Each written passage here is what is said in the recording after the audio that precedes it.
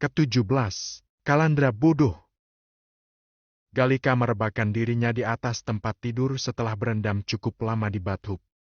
Ia memakai baju tidur berbahan satin berwarna merah. Matanya terus memandang ke arah langit-langit kamarnya. Suara ketukan pintu mengalihkan pandangannya saat ini.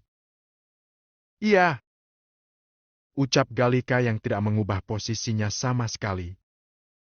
"Ini Opa, boleh Opa masuk?" tanya Opa. "Iya, masuk aja Opa. Nggak dikunci," ucap Galika, kemudian ia pun mengubah posisinya menjadi duduk. Kakek mendorong sendiri kursi rodanya untuk masuk ke kamar Galika. Tadinya ada asisten yang membantunya untuk sampai di kamar cucunya ini yang berada di lantai 2. Opa kini sudah berada di depan tempat tidur Galika. "Opa mau bahas masalah tadi? Apa yang dikatakan kakek Herman sama Opa? Gak capek apa? Dia cuma jadi benalu," tanya Galika tidak suka. "Enggak, Opa nggak mau bahas itu. Opa mau bahas calon suamimu," jawab Opa. "Opa terima Kellen." "Ah, maksud aku Mas Kalandra?" tanya Galika yang merubah raut wajahnya. Raut wajah yang tadinya malas kini berubah menjadi semangat. "Kamu yakin ingin menikah dengannya?" tanya Opa serius. "Tentu saja," jawab Galika mantap seraya tersenyum. "Dia berbeda dengan keluarga kita. Apa kata orang nantinya padamu? Opa tidak suka jika kamu diolok-olok orang lain," ucap Opa. "Opa, Mas Kalandra mungkin bukan orang terpandang seperti keluarga kita. Tapi, kenapa kita nggak bisa buat Mas Kalandra sepadan dengan kita? Bahkan Pak Supri tadinya hanya seorang supir dan kini dia bisa bekerja menjadi asisten pribadiku dengan status sosial yang bagus," ucap Galika dengan nada suara lembutnya.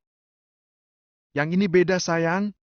Ini pendamping kamu, yang akan menemani kamu sampai akhir hidup kamu," ucap kakek. "Opa, apa yang salah dengan status sosial dari Mas Kalandra?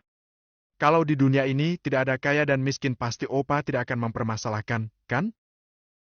tanya Galika serius. "Tapi, kamu lihat sendiri bagaimana dengan keluarga kakekmu itu," ucap Opa. "Keluarga aku itu tinggal Opa, selagi Opa merestui maka semuanya beres. Apa Opa mau menerima Mas Kalandra untuk jadi suami aku?" tanya Galika serius. "Pikirkan lagi, Ca. Ini bukan hanya pendamping kamu, tetapi dia juga harus bisa membantu kamu mengurus perusahaan. Dia bukan dari kalangan mampu, pasti pendidikannya pun tidak bagus," ucap Opa yang masih belum menerima Kalandra. "Ica yang akan bertanggung jawab untuk itu semua. Ica yang akan mengajari Mas Kalandra supaya bisa mengelola perusahaan dengan baik. Mas Kalandra mengerti tentang keuangan. Aku yakin pernikahanku dengan Mas Kalandra akan membuat Airlangga Group semakin berkembang dan sukses," ucap Galika. Opa memejamkan matanya kemudian menarik napasnya panjang sebelum ia menghembuskan napasnya dengan berat. "Baiklah, Opa merestui kalian," ucap Opa seraya menatap Galika dengan raut wajahnya yang sudah pasrah dengan kemauan sang cucu. "Yeay!" pekik Galika senang sampai-sampai ia langsung turun dari tempat tidurnya. "Tapi, ada syaratnya," ucap Opa membuat Galika langsung terdiam menatap Opanya. "Apa itu?" tanya Galika menatap serius Opanya. Di rumah Kalandra, Kalandra sedang menatap langit malam karena ia saat ini sedang duduk di teras rumah. Cuacanya sedikit dingin karena tadi siang sempat hujan. Kalandra masih terus memikirkan ucapan dari saudara Galika itu.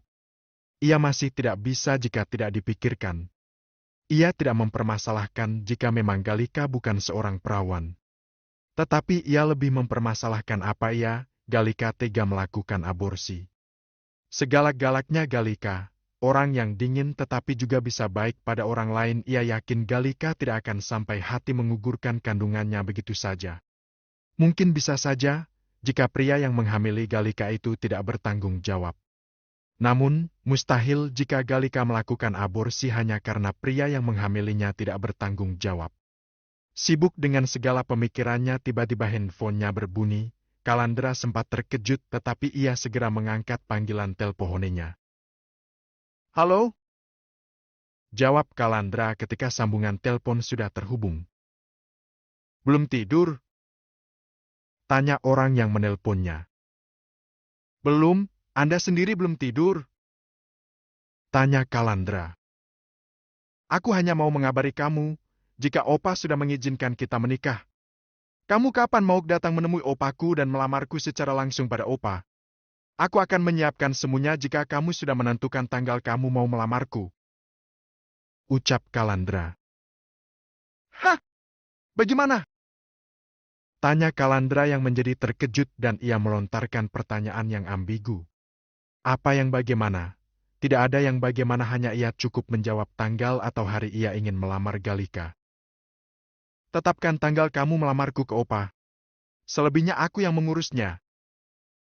Ucap Galika. Kalau kamu urus, itu tidak akan sesuai dengan kondisi finansialku. Opamu bisa-bisa berpikir aku hanya memanfaatkan kekayaanmu. Ucap Kalandra. Bukannya begitu?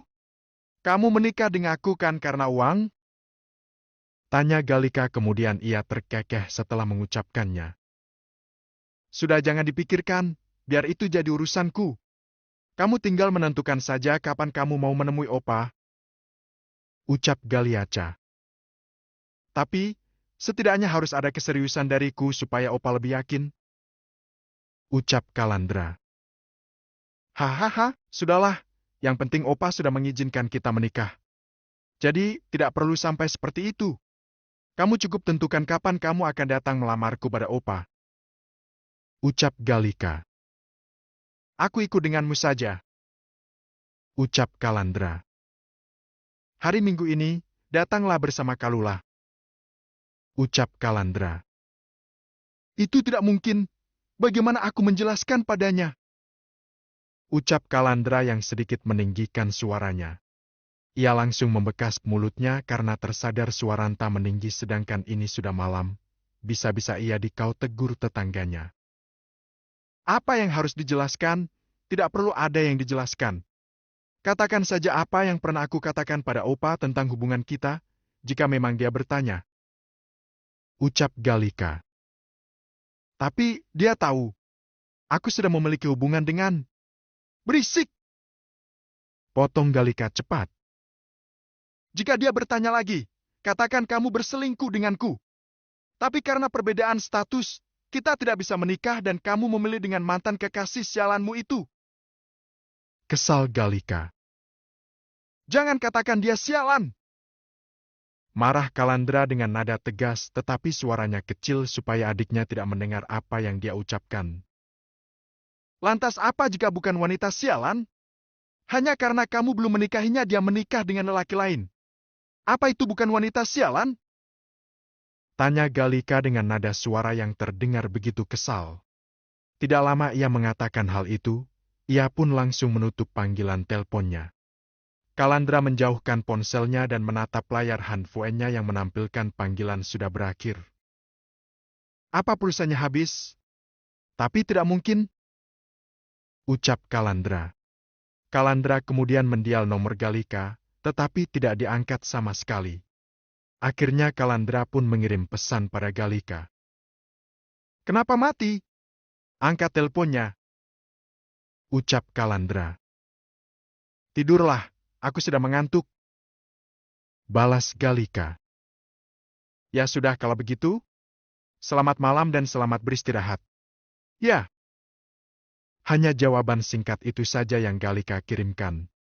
Di kamar Galika, Galika sedang mengomel tidak jelas. Bahkan ia bergerak tidak tentu arah karena kesal.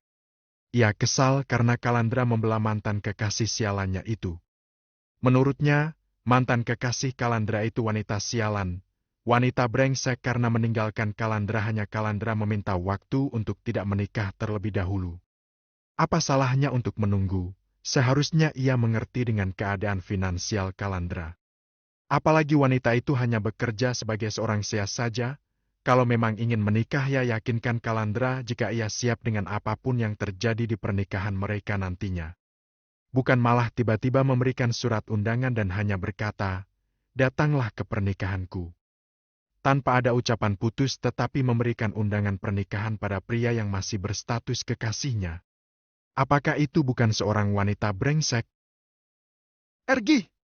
Kenapa kamu bodoh, Kalandra? Teriak Galika kesal.